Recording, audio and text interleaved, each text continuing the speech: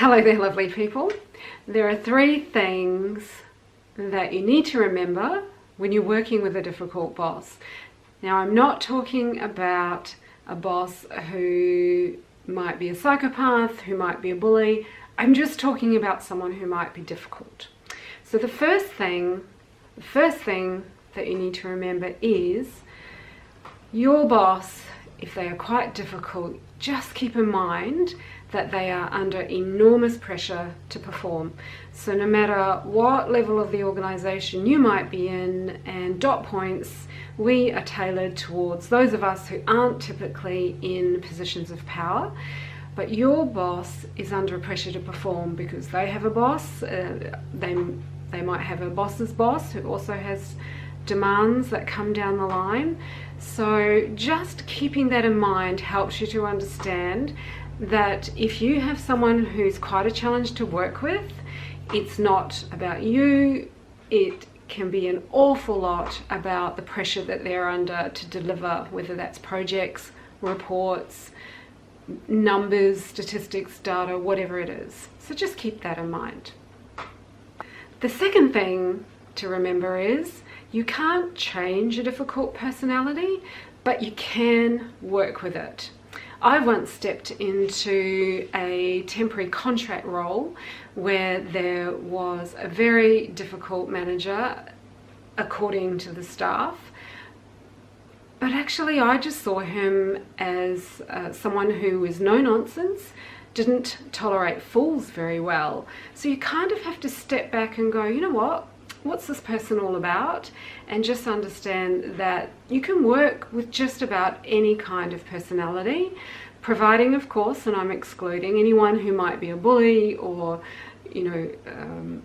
intent on harming your well-being. I'm not talking about that. This is just people who are quite challenging to deal with. So understand you can't change them, but there is a way to deal with it. Strong personalities react well to the same kinds of behaviour, and by the same token they don't react well if you show weakness.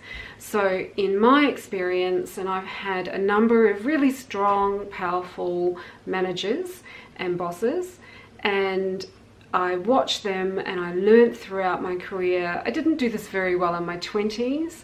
I did it better in my 30s. And now that I'm something, I do it much better. The manager that I once had, who everyone said he was really gruff, he'd gone through a large number of personal assistants before I came along in this temporary role.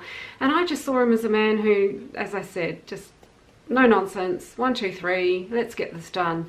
So I thought, right, the best thing I can do to help him is I walked into his office and I said to him, right, I see you have a lot of meetings on.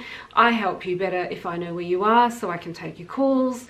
So if you let me know where you're going when you leave the office, then I know how to respond to your messages, and I'll put your mail in here in your in tray. When you're finished with it, put it here in your out tray, and then I'll take it away and file it for you, okay? And this gentleman just went, okay. And so that's the way that you can mirror someone's no-nonsense behavior. So a little while after that conversation, he got up and went to leave his office. I was sitting outside. He awkwardly stopped outside my desk and told me where he was going and what time he would be back, and I thanked him. He left, and the other staff in this open plan office were amazed, saying, he never tells anyone where he's going. How did you do that? And I said, I just asked him to. How am I going to help him if I don't do that? So all I'm saying, that's just one example. All I'm saying is there are ways to mirror some of the behaviors, and strong people respond better to strong people. So even if it's not your personality, don't cower, don't be weak, don't minimize yourself. If you have questions or if you have things that you need from your boss, just stand in your own presence and ask, because that helps them and it helps you do your job. Be well in the workplace today.